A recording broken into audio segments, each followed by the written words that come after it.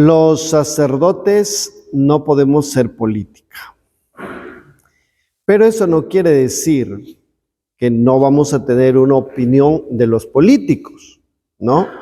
Si están haciendo el bien, hay que aplaudir, pero si están haciendo mal, pues hay que denunciar, ¿no? Entonces, y eso lo extraemos desde la misma enseñanza de Jesús. No solo los sacerdotes, sino todos los cristianos. Tenemos la dimensión profética. Y el profeta no es el que solamente ve cosas del futuro, ¿no?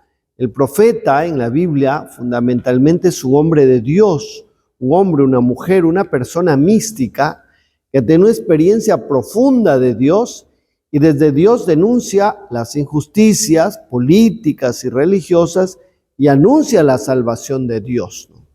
Por eso los profetas eran gente incómoda para los reyes, que eran los políticos de ese tiempo, y para los sacerdotes corruptos. Entonces, y por eso muchos terminaron mal, siendo asesinados, los profetas.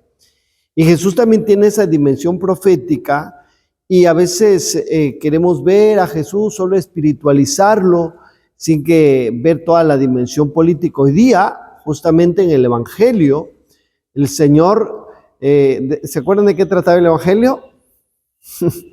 Se acercan los fariseos y le dicen, vete, que Herodes te busca para matarte. ¿Y qué le responde el Señor?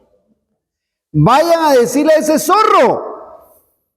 Al político Herodes le dijo zorro, ¿no?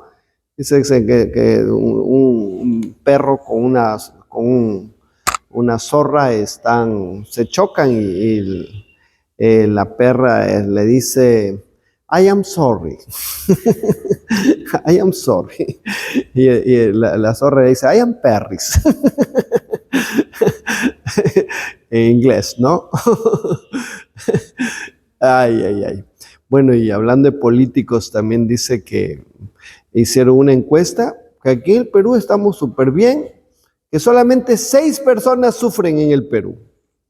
Yo, tú, nosotros, yo, tú, él, nosotros, vosotros y ellos. 6 personas sufren con todo lo que se está viviendo aquí en el Perú, ¿no? A veces los chistes de políticos son, dice que están conversando por el WhatsApp y le dice, yo soy, ¿cómo te llamas? Le dice un hombre y una mujer. Soy a fulana de tal. Él le dice, soy político, soy muy honesto. Y la otra le escribe en el chat, le dice, yo soy prostituta y soy virgen. Era prostituta y era virgen, el otro político. Tanto político que tenemos, ¿no? Entonces, como le decía, Jesús le dice al rey Herodes, que era un corrupto, ¿no? Era un corrupto, vayan a decirle a ese zorro. Le dijo zorro al político. Entonces, como le decía, vaya a decirle al zorro que hoy y mañana predico y expulso demonios y pasado mañana llevo a término mi obra, porque está rumbo hacia Jerusalén. Jerusalén, que matas a tus profetas, y no es conveniente que un profeta muera fuera de Jerusalén, la dimensión profética, como le decía, ¿no? Entonces, como le decía, yo no les voy a decir, voten por fulano de tal, ¿no? Para alcalde, para presidente, no, de mí nunca van a escuchar esas cosas.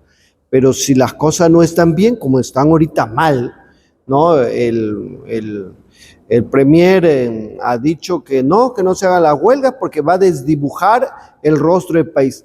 ¿Qué desdibujarse? Pero si es de la realidad lo que estamos viviendo, la violencia. Y es simplemente una decisión política que la violencia se puede terminar, pero no hay ese interés, porque bueno, arriba también hay ladrones con cuellos, como dicen, con cuello y corbata, entonces, y no les interesa que acabe la violencia. No hay un verdadero interés. Los congresistas están metidos en su mundo, buscando leyes a su favor, ¿no? La presidenta en su mundo, A veces los jueces sueltan a los delincuentes porque les pagan, los fiscales no hacen bien su trabajo.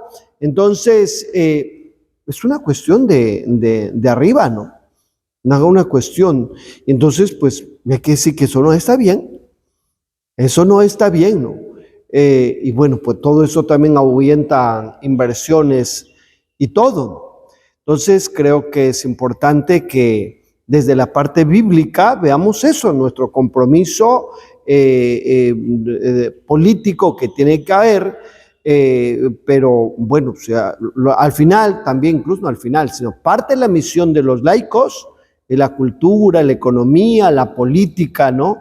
Que tengamos buenos políticos y habría que ir forjando eso. Es interesante, en la Biblia, si habláramos de Biblia y política, la Biblia siempre es crítica. Por ejemplo, el Éxodo es una crítica a ese gobierno totalitario, dictador, malvado, que quiere eliminar a todo un pueblo, que son los judíos. Cuando esas leyes son injustas, que asesinen a los niños varones, que no la dejen, ¿no? que los maten. Entonces, justamente, el pueblo se rebela contra esas leyes injustas. El Apocalipsis tiene una dimensión política, aunque no es solamente espiritual, de Diosito, Padrecito, no, tiene una dimensión política, porque en esos tiempos, pues era el emperador, cuando habla, por ejemplo, de la bestia, ¿no?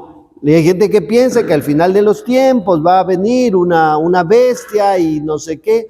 No se refiere. La bestia está refiriéndose al poder político, al emperador. Y eso se entiende desde el libro de Daniel, en el Antiguo Testamento, cuando dice, Daniel tiene también visiones de una bestia, y dice, la cuarta bestia es un cuarto reino. O sea, la bestia es un reino.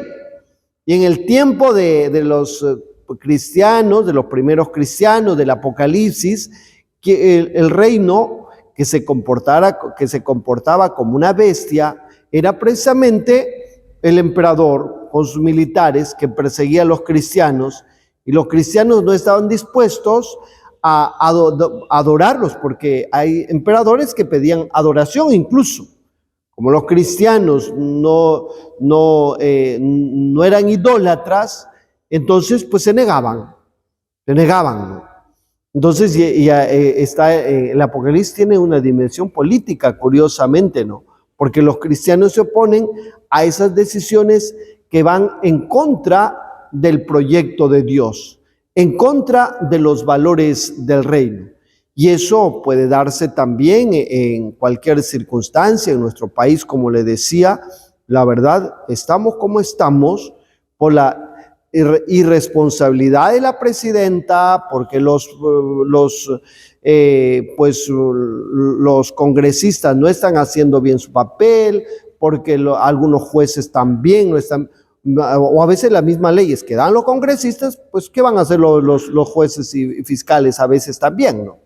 Entonces, no simplemente no hay voluntad política de querer terminar con la violencia, porque la violencia de la delincuencia sí se puede terminar, pero es cuestión, ¿no?, de la ineptitud, o porque simplemente no les interesa que se acabe la violencia, ¿no? Porque también eso genera, pues, ¿no?, para muchos ingresos, porque les pueden pagar a ellos los cupos también, parte de los cupos irán por ahí, no sé, pero también ellos son responsables, ¿no?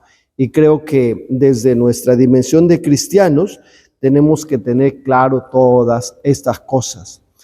Vamos a pedirle en esta Eucaristía al Señor para que nos ayude a descubrir nuestra vocación profética que tenemos todos los cristianos.